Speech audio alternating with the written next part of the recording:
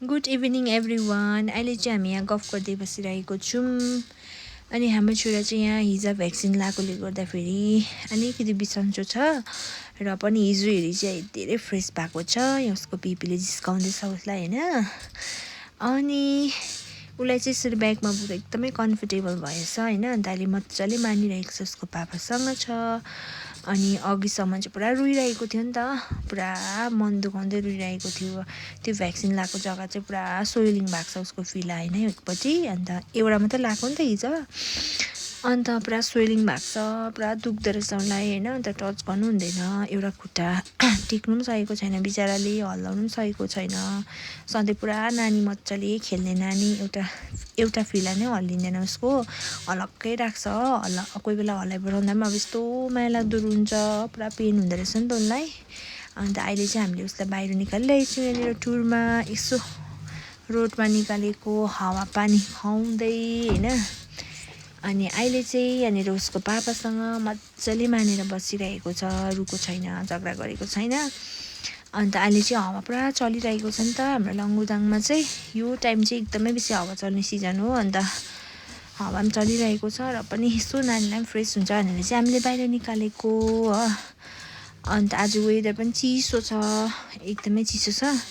अनि यहाँ पापा छोरा चाहिँ कस्तो मजाले हिँडिरहेको छ होइन। हाम्रो छोरा चाहिँ मजाले यताउता हेर्दै हिँडिरहेको छ।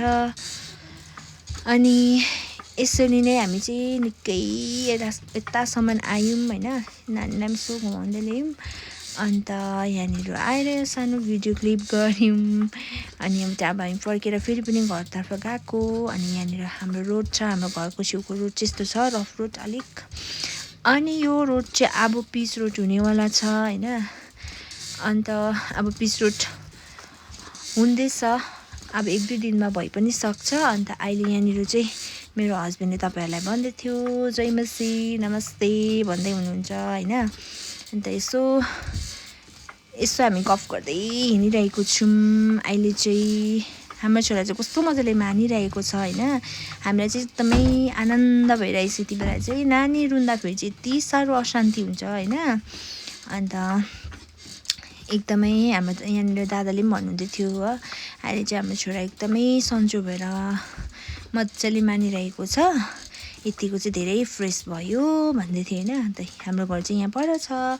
अन्त यो छ मेरो रोड होइन। अब यो रोड पिच रोड हुनेवाला छ। अनि सो कहिले भइसक्छ म पनि तपाईँहरूलाई देखाउँछु त्यो पनि होइन।